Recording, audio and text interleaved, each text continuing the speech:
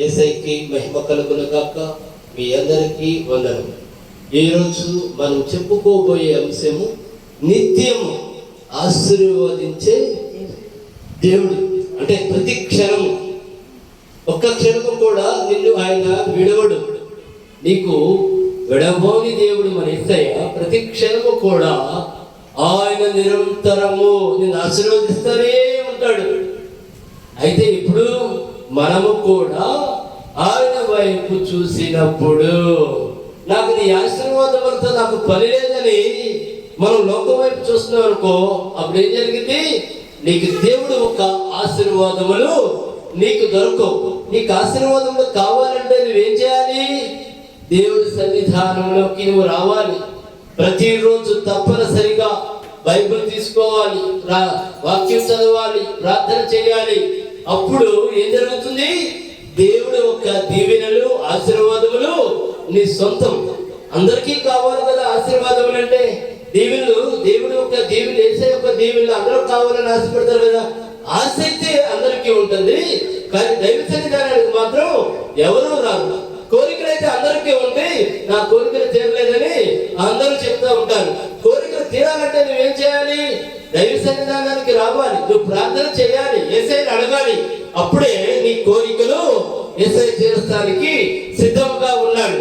దీనికి ప్రతి ఒక్కళ్ళు కూడా, చిన్నవాళ్ళ దగ్గర నుంచి పెద్దవాళ్ళ వరకు కూడా అనేకమైన కోరికల మీద కోరికలు యేసయ్యని అడిగేస్తా ఉంటారు. కానీ నేనేం చేస్తున్నాను యేసయ్య నా కోరిక తీర్చడానికి అని మీలో ఎవరైనా సరే, ఒక్కరైనా సరే ఆలోచించారా? ఆలోచించండి. మన కోరికలు తీరాలన్నా, మన బాధలు తీరాలన్నా, మన ఆశలు తీరాలన్నా మనం ఏం చేయాలి? సర్వమును చేయగలిగిన దేవదేవుడు యేసయ్యని ఫస్ట్ తెలుసుకోవాలి. తెలుసుకుని ఆయన సన్నిధానానికి వచ్చి నీ బాధ ఏమిటి, నీ వ్యాధి ఏమిటి, నీ పరిస్థితి ఏమిటి, నీ అప్పు ఏమిటి, నీ కోరిక ఏమిటి అని యేసయ్య సన్నిధానంలో నువ్వు చెప్పుకోవాలి. చెప్పుకున్నట్లయితే ఏం జరుగుతుంది? ఆయన తప్పనిసరిగా నీ బాధలు, నీ వ్యాధులు, నీ దరిద్రము, నీ అప్పు సమస్తము అన్ని తీసివేసి నిరంతరము నిన్ను ఆయన ఇచ్చే ఆశీర్వాదములకు వారసుడుగా నిన్ను చేస్తాడు. ఆయన అంత గొప్ప దేవుడు. అందరైతే కోరికలు కోరేసుకుంటా ఉంటారు. అయ్యా యేసయ్య నాకు అది కావాలయ్యా, యేసయ్య నాకు ఇది కావాలయ్యా. కానీ నువ్వు మాత్రం బైబిల్ పట్టుకోవు, నువ్వు మాత్రం వాక్యం చదవు, నువ్వు మాత్రం మోకరించి ప్రార్థన చేయవు. నీకు మాత్రం కోరికల మీద కోరికలు కావాలి. ఆ కోరికలు ఫలించినప్పుడు నేను యేసయ్యని అడిగినా సరే నాకు ఆ కోరిక ఫలించరా అని మాత్రం చెప్తావు. అది చాలా తప్పు. యేసయ్య సమస్తము చేసిన దేవుడు, చేయించున్న దేవుడు, చేయగలిగిన దేవుడు. కాబట్టి మనం పూర్తిగా నమ్మాలి యేసయ్యని. ఆయన అన్న వాగ్దానం నమ్ముట నీ వంతైతే చెప్పండి, సమస్తము సాధ్యమే. మనం నమ్మాలి. యేసయ్యకి సాధ్యమే. నువ్వేమడిగినా ఆయనకి సాధ్యమే. ఎందుకంటే ఆయన ఒక్కసారి కనుక వాగ్దానం ఇచ్చాడంటే భూమి ఆకాశములు గతించిపోయినను ఆయన వాగ్దానము గతించిపోదు. దయచేసి అది జ్ఞాపకం పెట్టుకోండి. మన దేవుడు ఎంత గొప్ప దేవుడు. ఇప్పుడు వాక్య భాగంలోకి వెళ్ళి చూసుకుందాము. 2వ కీర్తన 8వ వచనం చదవండి. నన్ను అడుగుము జనములను నీకు స్వాస్థ్యముగాను భూమిని దిగంతముల వరకు సొత్తుగాను ఇచ్చేదను. 9 కూడా చదువు. ఇనుప దండముతో నీవు వారిని నలగగొట్టెదవు, కుండను పగలగొట్టినట్టు వారిని ముక్క చెక్కలుగా పగలగొట్టెదవు. ఇక్కడ ఏమంటున్నాడు యేసయ్య? నీవు నన్ను అడుగుము. అడిగినప్పుడు నువ్వు ఎలా ఉండాలి? యేసయ్య నీకు వచ్చేంత వరకు, యేసయ్య నీకు ఇచ్చేంత వరకు నువ్వు నిరీక్షణ కలిగి ఉండాలి. అవును, ఒక 1000 మంది ఉన్నారు. 1000 మందిలోకి నువ్వు దూసుకుని వెళ్ళిపోయి ఒకే తెచ్చుకోగలుగుతావు ఏదైనా? ఏం చేస్తారో వాళ్ళు వెంటనే నువ్వు లైన్లో నిలబడంటారు. అంటే నువ్వు లైన్లో నిలబడ్డావు, యేసయ్య సన్నిధానానికి వచ్చి నువ్వు అడిగేవు.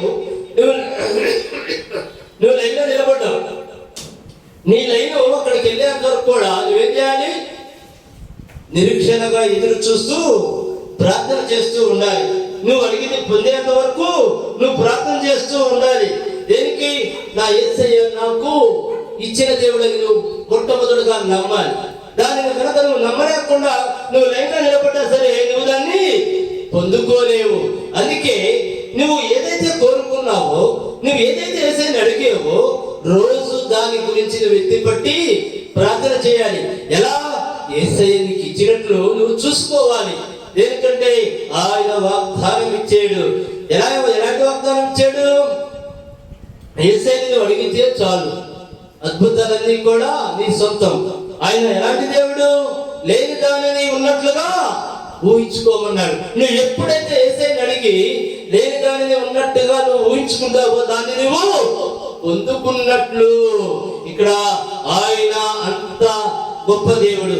అందుకే యేసయ్య వాక్యంతో మనతో ఏం మాట్లాడతారు? చదువు ఇంకోసారి. ఫస్ట్ నన్ను అడుగుము, జనములను నీకు స్వాస్యముగాను భూమిని దిగంతముల వరకు నీకు సొత్తుగాను ఇచ్చుతాను. ఏమంటున్నాడు? భూమినే. అంత విశ్వాసం నీకుందా? ఆయన ఇస్తానికి సిద్ధంగా ఉండాలి. నీకు భూమినే ఇస్తాను అంటే అంతకన్నా గొప్పది ఇంకేమైనా ఉందా ఈ లోకంలో? చెప్పండి. ఆయన ఇస్తానికి నీకు సిద్ధముగా ఉన్నాడు. నీకు అంతటి విశ్వాసం ఉందా? మన యేసయ్య ఏమంటున్నాడంటే, నీవు నన్ను ఏమైనా అడుగు, నేను ఇస్తా, నేను సిద్ధంగా ఉన్నా. కానీ అంత విశ్వాసం నీకుందా? దాన్ని పొందుకోగలిగే విశ్వాసం నీకుందా? దాన్ని తీసుకోగలిగే విశ్వాసం నీకుందా? నీవు నా వైపు విశ్వాసంతో నడుస్తున్నావా? నువ్వు నా వైపు, నా తండ్రి నాకు ఇవ్వగలిగిన దేవుడని నమ్ముచున్నావా? నమ్ముడు నీ వంతైతే సమస్తము సాధ్యమే అన్నాడు యేసయ్య.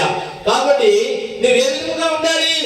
నమ్మేవాడుగా ఉండాలి, పొందుకునేవాడుగా ఉండాలి. నీకు అందరూ నమ్మకం ఉందా? చెప్పండి. కోటాను కోట్ల మంది యేసయ్యని అడిగేస్తూ ఉంటారు, రకరకాలుగా అడిగేస్తూ ఉంటారు. కొంతమంది వ్యాధులతో ఉన్న వాళ్ళు అడుగుతారు, కొంతమంది బాధతో ఉన్నవాడు అడుగుతారు, కొంతమంది మానవుడు ఏది అడిగినా సరే ఆ మనిషికి అవసరమైనది మాత్రమే అడుగుతాడు. కానీ దాన్ని పొందుకోవాలి అని నీకు ఎంత తప్పునైతే ఉంటుందో, నీవు ప్రభు సన్నిధానంలో అంత బలముగా ఉండాలి అనే విశ్వాసం కూడా ఉండాలిగా. విశ్వాసం నీకుంటే సమస్తము సాధ్యమే, నువ్వు పొందుకోగలుగుతావు. మనం ఎలా ఉండాలి? యేసయ్య దగ్గర నుంచి పొందుకోవాలంటే మనము విశ్వాస సహితంగా ఉండాలి. మన పూర్ణ హృదయాన్ని యేసయ్యకి ఇవ్వాలి. నిన్ను ఎన్నో అడ్డంకులు చెరగొడతానికి వస్తే ఈ మధ్యలో నువ్వు అడిగింది నెల అయింది, పొందుకున్నావా? నువ్వు అడిగి 2 నెలలు అయింది, పొందుకున్నావా? వెంటనే దానికి మీరు కౌంటర్ ఇవ్వాలి. నేను అడిగాను కరెక్టే, నేను విత్తనం వేసాను, కానీ దానికి నీరు పోయిలా. నువ్వు అడిగావు అంటే నువ్వు విత్తనం వేసావు, నువ్వు నీరు పోయిపోతే ఏమైతుంది చెప్పండి? మాకు వచ్చిందా? కుళ్ళిపోయింది. అలాగే నువ్వు దైవ సన్నిధానంలో నువ్వు అడిగావు, అడిగినప్పుడు ఏం చేయాలి? నువ్వు బలమైన విశ్వాసంతో ఉండాలి. నువ్వు ప్రార్థన చేయాలి, పొందుకున్నట్లుగా చూడాలి. అప్పుడే నువ్వు అడిగింది ఏదైనా సరే యేసు నామములో పొందుకోగలుగుతావు. అలా కాకుండా నీ చేతిలో విత్తనాలు ఉన్నాయని కనపడ్డ చోటల్లా భూమి మీద విత్తనాలు వేసేసుకుంటే వెళ్ళిపోతే అక్కడ ఏది కూడా మొలక రాదు. అది చెట్టు అవ్వదు, అసలు మొలకే రాదు. ఇంకా చెట్టుకి ఎలా వెళ్తాము? అలాగే మీరు ఎన్నో అడుగుతున్నారు దేవుడిని, కానీ దానికి ఏం వస్తలేదు చెప్పండి? మీరు దేవుడిని ఎన్నో అడుగుతున్నారు, ఆయన పట్ల విశ్వాసం మీకుంటల్లా. నా దేవుడు చేస్తాడని నమ్మకం నీకు లేదు. అలాంటప్పుడు వేసిన విత్తనం ఫలించదు, కుళ్ళిపోయింది. అట్లాగే నువ్వు చేసేది కూడా ఇలాగే ఉంది. యేసయ్యనైతే అనేకమైన అడుగుచున్నావు, కానీ నీవు నీ పూర్ణ హృదయాన్ని యేసయ్యకి ఇష్టం లేదు. నీవు యేసయ్య వైపు విశ్వాసంతో చూస్తడం లేదు, నీవు వాక్యం చదవడం లేదు, నీవు ప్రార్థనలో ఉండడం లేదు. ఏ విధముగా పరిస్థితి చెప్పండి? అందుకే మనం యేసయ్యని ఏమైతే అడిగేమో దాన్ని పొందుకునేంతవరకు కూడా నీ పూర్ణ హృదయాన్ని యేసయ్యకి అప్పచెప్పాలి. దేనికి? నేను విత్తనం వేసాను, నాకు అది ఫలించాలి అని నువ్వు ఎంత ఆశతో అయితే ఉంటావో, అలాగే నేను యేసయ్య సన్నిధానంలో నా కోరిక చెప్పుకున్నాను, నాకు అది ఫలించాలంటే నేనేం చేయాలి? ప్రార్థన చేయాలి, యథార్థమైన హృదయంతో ఉండాలి, దేవుడి వైపు పరిపూర్ణమైన మనసు పెట్టాలి, మన పూర్ణ హృదయాన్ని యేసయ్యకి ఇవ్వాలి. అంతేగాని నేనైతే ఇతరం వేసేసాను. చాలా మంది ఈ విధంగా మాట్లాడే వాళ్ళు ఉన్నారు.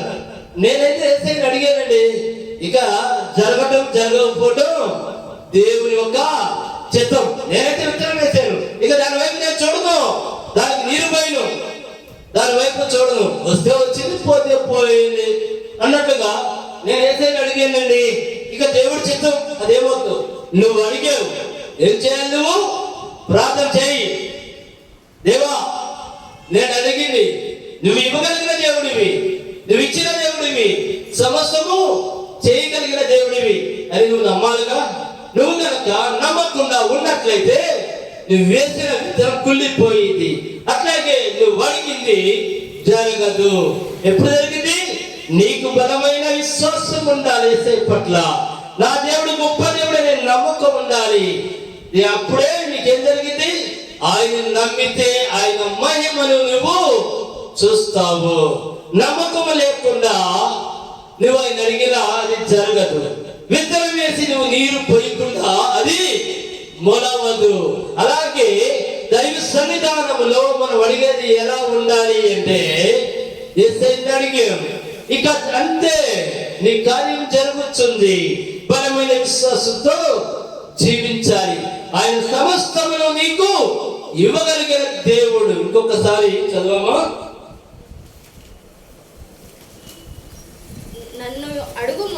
నన్ను అడుగుము, జనములను నీకు స్వాస్థ్యముగాను భూమి దిగంతముల వరకు సొత్తుగా నీ సొంతంగానే ఇచ్చేదను. 9 కూడా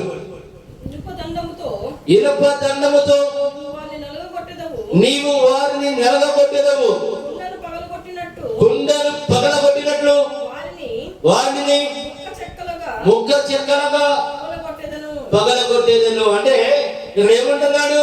నువ్వు బాధల్లో ఉన్నావా? నువ్వు సమస్యల్లో ఉన్నావా? నువ్వు వేదనలో ఉన్నావా? నువ్వు ఇబ్బందుల్లో ఉన్నావా? నువ్వు ఎలా ఉన్నావు? నన్ను నమ్మితే నువ్వు దేని బాధపడతావు? అట్లన్నింటినీ కూడా నువ్వు చేయిస్తావు. ఎందుకంటే ఆయన మనతో ఉంటాడు కనుక, యేసు నామం మనకితో ఉంటుంది కనుక, యేసు నామంలో నువ్వు ఏదడిగినా సాధ్యం కనుక. ఒక ఇనుప రాళ్ళు పెట్టి కొండను కొడితే ఏమైంది? ముక్కలు అయిపోయింది, కానీ నేను పగలనిదా? అలాగే మనము కనుక యేసయ్య సన్నిధానంలో కనుక ఉన్నట్లయితే నీ దగ్గరికి ఏ చెడు రాదు, నీ దగ్గరికి ఏ బాధ రాదు, నీ దగ్గరికి ఏ అప్పు రాదు, నువ్వే హీరో అవుతావు. అలాగే మనం ఎప్పుడైతే ప్రార్థనలో గడుపుతామో యేసయ్య మనతోనే ఉంటాడు. ఆయన మనతో ఉంటే ఏ కీడు కూడా మన సమీపానికి రాలేదు. దయచేసి అందుకే మీరు జ్ఞాపకం పెట్టుకోవాలి.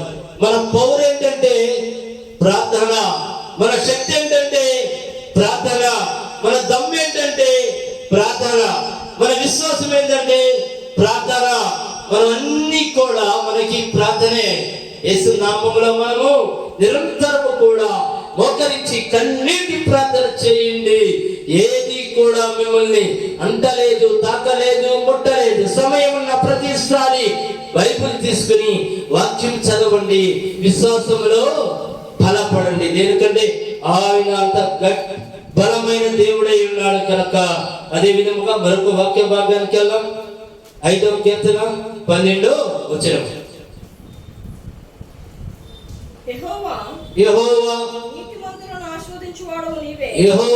నీతిమంతులని ఆశీర్వదించేవాడవు నీవే. కేడెముతో కప్పినట్లు నీవు వారిని దయతో కప్పుదవు. కావున నీ నామమును ప్రేమించువారు నిన్ను గురించి ఉల్లాసించుదురు. అందుకే ఇక్కడ ఏమంటున్నాడు చెప్పండి, ఆయన ఎంత గొప్ప దేవుడు అంటే అంత గొప్ప దేవుడు. కాబట్టి మనం అందరం కూడా యేసయ్యను ఏం చేయాలి? బలమైన విశ్వాసంతో. ఇంకొకసారి చదువు. యెహోవా చాలమ్మ. యెహోవా నీతిమంతులను ఏం చేస్తా అంటున్నాడు? ఆశీర్వదిస్తా అంటున్నాడు. నువ్వు ఎలా ఉంటే యేసయ్య నిన్ను ఆశీర్వదిస్తాడు? వేరే వాళ్ళని చూసి కుళ్ళుకుంటే నిన్ను ఆశీర్వదిస్తాడా? వేరే వాళ్ళని చూసి నువ్వు బాధపడితే నిన్ను ఆశీర్వదిస్తాడా? వేరే వాళ్ళు నువ్వు నాశనం కోరుకుంటే నువ్వు ఆశీర్వదిస్తారా? ఈ రోజుల్లో పరిస్థితి ఎలా ఉందో తెలుసా? ఒక తల్లి కడుపులో పుట్టిన అన్న తమ్ముళ్ళు ఏంటి, అక్క చెల్లెళ్ళు ఏంటి, ఎవరైనా సరే ఒక బిడ్డని దేవుడు దీవించాడు అనుకోండి, ఒక బిడ్డని దేవుడు ఆశీర్వదిస్తున్నాడు అనుకోండి, ఒక బిడ్డని దేవుడు అభివృద్ధి చేస్తున్నాడు అనుకోండి, మిగతా వారికి కుళ్ళు మొదలైంది. అంటే అలా ఏం మొదలైంది? అపవాది మొదలైంది. ఏంటి? నిన్నటి దాకా నీతో తిరిగినోడు, నిన్నటి దాకా నీతో ఉన్నవాడు ఈ రోజు అతను గొప్పవాడు అయిపోతున్నాడు. నువ్వేంటి ఇలా ఉన్నావు? కోరుకోవాడు నాశనాన్ని అని అపవాది నిన్ను ప్రేరేపించింది. దయచేసి మీరు ఎప్పుడు అలా చేయొద్దు. మీ అన్న అవచ్చు, మీ తమ్ముడు అవచ్చు, మీ అక్క అవచ్చు, మీ చెల్లవచ్చు, యేసు నామములో వారికి యేసయ్య దీవెనలు లభించి వారు అభివృద్ధి చెందుతున్నారా? మీరు కూడా వాళ్ళని దీవించండి. యేసయ్య అర్పించే దీవెనలో కొన్ని దీవెనలు మీకు కూడా వస్తాయి. అంతేకాని ఆ వ్యక్తి నా తమ్ముడు అభివృద్ధి చెందుతున్నాడు, లేక అన్న అభివృద్ధి చెందుతున్నాడు, నాకు ఎంతో అంత అభివృద్ధి, నా అన్నయ్య అభివృద్ధి చెందిపోతున్నాడు అని వాడిని చూసి నువ్వు కుళ్ళుకున్నావు అనుకో, నీలో ఎవరున్నట్టు తెలుసా? చెప్పండి. అపవాది నిన్ను ఏలుచున్నట్లు. నా అన్నయ్య అభివృద్ధి చెందుతున్నాడా? నా యేసయ్య దీవిస్తున్నాడు, యేసయ్య నా అన్నయ్య ఇంకా దీవించుతాడు అను, ఆ దీవెనలు కొన్ని నీకు వస్తాయి. అలా కాకుండా నీలో అపవాది ఉంటే ఏం చేస్తావు తెలుసా? నా అన్నయ్య ఎదుగుతున్నాడా, వాడు ఎప్పుడు నాశనం అవ్వాలో అని కనుక నువ్వు కనుక చూస్తున్నావు అనుకో, నువ్వేమవుతావు తెలుసా?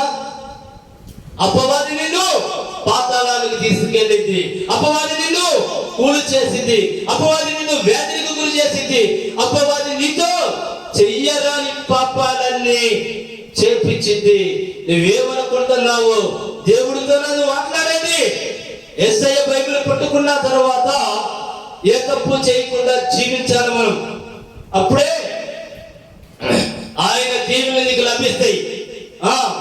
నేను అలాగే ఉన్నా, ఎన్నో కష్టాలు వచ్చింది, యేసయ్య నా దిక్కు నీవే, యేసయ్య నా ఆధారం నీవే, యేసయ్య నా సర్వం నీవే, యేసయ్య నా సమస్తము నీవే తండ్రి అని ఆయన పాదాల మీద పడ్డాను తప్ప నేను ఎవరు నాశనాన్ని కోరుకోలా, ఎవరు కూలిపోటు నేను కోరుకోలా. కాబట్టి ఆయన దీవెనలు నా మీదకి నిండుగా వచ్చినందుకు యేసయ్యకి మహిమ కలుగును గాక.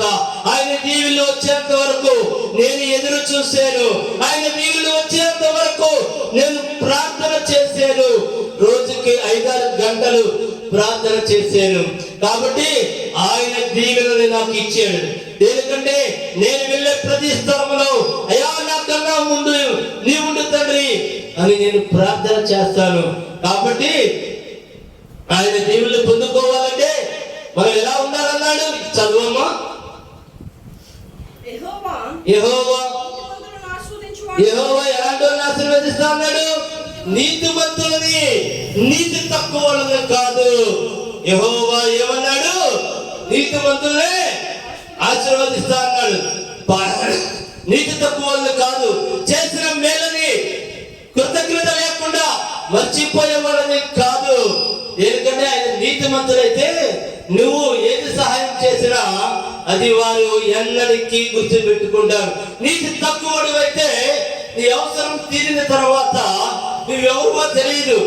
అర్థమైందా? అలాంటి పరిస్థితుల్లో ఈ రోజున జనాలు ఉన్నారు. దయచేసి మీరు ఆ పరిస్థితుల్లో ఉంటే మీ మనసు మార్చుకోండి. ఇక్కడ దేవుడు మనతో మాట్లాడుచున్నాడు వాక్య రూపంలో. యెహోవా నీతిమంతులని ఆశీర్వదిస్తాడని చెప్తున్నాడు. నువ్వు నీతిమంతుడుగా జీవిస్తానికి ప్రయత్నించు, నువ్వు నీతిగా ఉండటానికి ప్రయత్నించు. నీ వల్ల కాలేదా యేసయ్యని నేను నీతిగా ఉండాలి తండ్రి, అయ్యా నీ యొక్క ఆశీర్వాదములు నాకు కావాలి దేవా అని నువ్వు అడుగు. అంతేగాని ఎదుటి వారి ఎదుగుదలను చూసి నువ్వు కుళ్ళుకున్నావు అనుకో, ఏమొచ్చిందో తెలుసా? చెప్పమంటారా? అనేకమైన వ్యాధులు వాళ్ళకి వస్తాయి. ఏదైనా నమ్ముకున్న వాళ్ళు, నీతిగా ఉన్న వాళ్ళకి ఏమి లభిస్తుంది చెప్పండి? ఆశీర్వాదం లభిస్తే కుళ్ళుకుని ఎదుటి వాళ్ళు నాశనం కోరుకున్న వాళ్ళకి ఏమి లభిస్తుంది? వ్యాధులు లభిస్తాయి. దయచేసి మీరు అలా ఉండొద్దు. దేనికంటే యేసయ్యకి ఏ ఒక్కరు నశించిపోవడం ఇష్టం లేదు. కానీ మనం ఎలా ఉండాలి? మనం ఎలా ఉంటే యేసయ్య బిడ్డలుగా ఉంటాము? నీతిగా ఉండాలి. మనం ప్రార్థన చేస్తున్నామంటే ప్రార్థన చేస్తున్నామని కాదు, ప్రార్థన చేసే బిడ్డల్లో ఏముండాలి? అలా మనసులో నీతి ఉండాలి. నీకు తెలుసు ఏది తప్పో, ఏది పాపమో, ఏది యథార్థమో నీకు తెలుసు. కాబట్టి నువ్వు మంచిగా చెయ్యి. పాపం జోలికి ఎందుకు వెళ్తా? పాపం జోలికి వెళ్తే యేసయ్య దీవులు నీకు అందుతాయా? యేసయ్య ఆశీర్వాదములు నీకు అందుతాయా? చెప్పండి. ఖచ్చితంగా కూడా నీకు అందవు. అంటే యథార్థముగా బ్రతుకు, యథార్థముగా జీవించు.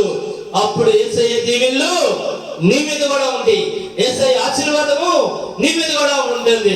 అంతేగాని తప్పుడు పనులు చేస్తా ఎవరి వారిని ఎప్పుడు నాశనము కోరుకుంటా నీకు నువ్వు గొప్పని కంటే కుదరదు. అది అపవాది యొక్క క్రియ. దేనికంటే మీకు ఒక చిన్న ఉదాహరణ చెప్తున్నా. ఒక రూమ్ ఉంది, ఆ రూమ్ లో కరెంట్ ఉంది, ఆ రూమ్ లో బల్బు కూడా ఉంది. ఆ బల్బు వేయక ముందు అదంతా కూడా చీకటే. ఆ బల్బు వేస్తుండే నా చీకటి ఎక్కడ బలిపోయింది చెప్పండి? ఎవరు చెప్పలేరు. అలాగే మన దేవుడు గొప్పవాడని తెలుసు. తెలిసినప్పుడు ఏం చేయాలి? మనం యేసయ్యనే నమ్మాలి. కానీ ఈ చీకటి నిజమనుకంటే లైట్ వేస్తుండగా ఏమైపోయింది? అది ఎక్కడుందో కూడా తెలియదు. ఒక రూమ్ లో చీకటి ఉన్నప్పుడు లైట్ వేస్తాను, ఎక్కడ పోయింది నీకు తెలిసిందా? తెలియదు. నువ్వు లైట్ వేస్తావు, వెలుగు వచ్చేసింది, మొత్తం వెలుగుతో కమ్ముకొని ఉంటుంది. కాబట్టి నువ్వెప్పుడు కూడా నీతిగా ఉంటే నీ చుట్టూ ఏముంటుంది?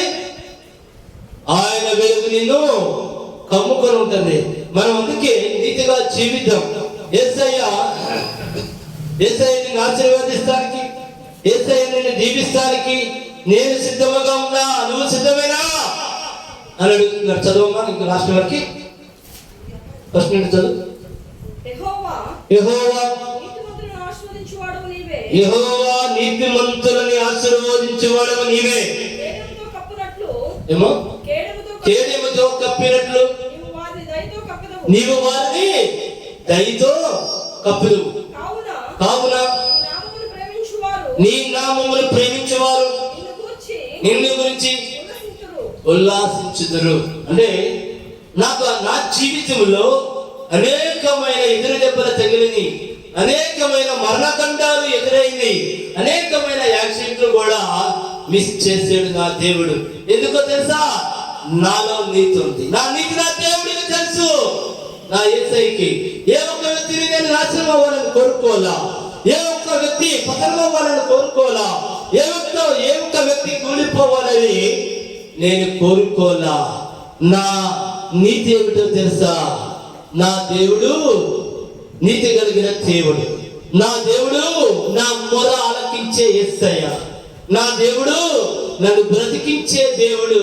ఎండిపోయిన నా జీవితము చిగిరింపు చేసే దేవుడు. కూలిపోయిన నన్ను పైకి లేవనెత్తే దేవుడు అని నా యేసయ్య పట్ల బలమైన విశ్వాసంతో రోజుకి ఎన్ని గంటలు ప్రార్థన చేసేవాడుగా తెలుసా? రోజుకి కనీసము 6-7 గంటలు ప్రార్థన చేసేవాడిని. మోకరిస్తే మినిమం గంటన్నర మోకరించి ప్రార్థన చేస్తూ నా కన్నీరు యేసయ్య పాదాలని తాకిని. కాబట్టి ఆయన నన్ను ఆశీర్వదిస్తూ స్టార్ట్ చేశాడు. మీ కన్నీరు కూడా యేసయ్య పాదాలు తాకాలి. అప్పుడే ఆయన ఆశీర్వాదాలకి మీరును వారసులవుతాడు. ఎందుకో తెలుసా? నీకొచ్చే ప్రతి బాధని ఆయన తీసివేస్తాడు. నీకొచ్చే ప్రతి కష్టాన్ని ఆయన తీసివేస్తాడు. ఆయన బాధను ఎప్పుడైతే తీసివేస్తాడో ఇక నీకు ఏది మొదలవుతుందో తెలుసా? ఆయన దీవెనలు మొదలవుతాయి. ఆయన యేసయ్య ఆశీర్వాదములు మొదలవుతాయి. యేసయ్య నిన్ను నిరంతరం కాపాడుతాడు.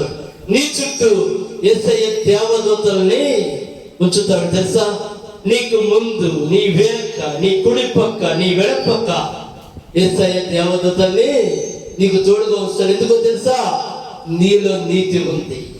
నీతిమంతులు నీ యేసయ్య దీవిస్తాడు. నీతిమంతులు యేసయ్య ఆశీర్వదిస్తాడు. తప్పుడు పనులు చేస్తూ తప్పుడు బ్రతికే వాళ్ళని యేసయ్య ప్రేమించాడు. ఎందుకంటే నీకు మారడానికి అనేకమైన అవకాశాలు ఇచ్చాడు. అనేకమైన సార్లు నిన్ను రక్షించాడు. నీ మనస్సాక్షికి తెలుసు యేసయ్య నిన్ను అనేకమైన సార్లు కాపాడాడని. నీ మనస్సాక్షికి తెలుసు యేసయ్య నిన్ను బ్రతికించాడని. నీ మనస్సాక్షికి తెలుసు ఎన్నో సార్లు నువ్వు ఇబ్బందులు పడుతుంటే నిన్ను యేసయ్య కాపాడాడని. అవన్నీ మర్చిపోయి ఈ రోజున మళ్ళీ నువ్వు చేసిన తప్పుడు పనుల వల్ల నీకు మళ్ళీ ఏదో ధనం వస్తే తప్పుడు పనులు చేస్తే తాత్కాలికమైన ధనమే వచ్చింది. నీతిమంతుడికి శాశ్వతమైన ధనం వచ్చింది. తరతరాలుకి కూడా తరగని ధనము యేసయ్య ఇస్తానికి సిద్ధముగా ఉన్నాడు. తప్పుడు పనులు చేసేవాడికి వచ్చే ధనం తాత్కాలికం, కొంతకాలమే. దానిని చూసి నువ్వు రెచ్చిపోయి నీ కళ్ళు నడినెత్తికి వెళ్ళిపోతే దానికి నీ గొయ్య నువ్వే తీసుకుంటుందంటూ. అర్థమైందా? ఇకనైనా మారి యథార్థమైన జీవితంలోకి రా. వచ్చి నిన్ను క్షమించగలిగిన దేవుడు ఎవరంటే మరి యేసయ్య. నువ్వు ఎంత ఘోర పాపమైనా పర్వాలా. అందుకే ఆయన పాదాల మీద పడి కన్నీటి ప్రార్థన చెయ్యి. నా దేవా, నన్ను ఆదరించే దేవుడు నీవే. నా యేసయ్య, నన్ను రక్షించే దేవుడు నీవే. నా తండ్రి, నా పాపాలు క్షమించేయి, నా తప్పులు క్షమించేయి. ఇక అన్నాడు అటు జోలికి వెళ్ళనయ్యా అని నీ పూర్ణ హృదయంతో యేసయ్య దగ్గరికి వచ్చి నీ పూర్ణ హృదయాన్ని యేసయ్యకి ఇచ్చినట్లయితే ఆయన నిన్ను తప్పక ప్రేమిస్తానికి సిద్ధముగా ఉన్నాడు. మనం ఎలా ఉండాలి యేసయ్య పట్ల? నీతిమంతులని చెప్పండి, యేసయ్య ఆశీర్వదిస్తాడు. ఆయన ఆశీర్వాదములతో మనము ఈ వాక్యముని రేపు వారం ఇంకా చెప్పుకుందాము.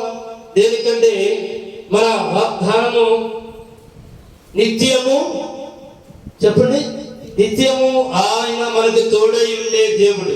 నిత్యము తోడై ఉండే దేవుడే కాకుండా యథార్థవంతులని, నీతిమంతులని నిత్యము ఆశీర్వదించే దేవుడే ఉన్నాడు. కనుక ప్రతి ఒక్కరికి ఆశీర్వాదములు కలగాలని యేసు నామములో కోరుకొనుచున్నాను. రేపు వారము మళ్ళీ మనము ఇదే వాక్యం గురించి చెప్పుకుందాం. దయచేసి కథలు మూసుకుంటే ప్రార్థన చేసుకుందాం. మా గొప్ప దేవ, మా యేసయ్య, మా తండ్రి, నాయన, ఈ రోజు నా తండ్రి అయ్యా, ఈ రోజు నా దేవ, మా అందరికీ నా తండ్రి మేము ఏ విధంగా జీవించాలో అనేది తండ్రి మీరు మాతో మాట్లాడి ఉన్నారు. తండ్రి, మేము గనక తండ్రి నీతిగా గనక యథార్థవంతులుగా గనక ఉంటే నా తండ్రి నాయన నీ ఆశీర్వాదం అనేది మా మీద అని తండ్రి మీరు ఈ రోజు నా తండ్రి మీ వాక్కు ద్వారా మాతో మాట్లాడి ఉన్నారు. తండ్రి, ప్రతి ఒక్కరము మేము నీతిగా బ్రతకడానికి తండ్రి సహాయం చేయమని, మమ్మల్ని మార్చమని నజరేయుడైన యేసుక్రీస్తు నామములో ప్రార్థించి అడిగి వేడుకొనుచున్నాము మా ప్రియ పరలోకపు తండ్రి. ఆమేన్, ఆమేన్, ఆమేన్. అందరికీ వందనాలు. మా అడ్రస్ మదర్ తెరీసా వీధి, ఐతా నగర్, తెనాలి, గుంటూరు జిల్లా. మా ఫోన్ నెంబర్ 9849844862. మీ అందరికీ వందనాలు.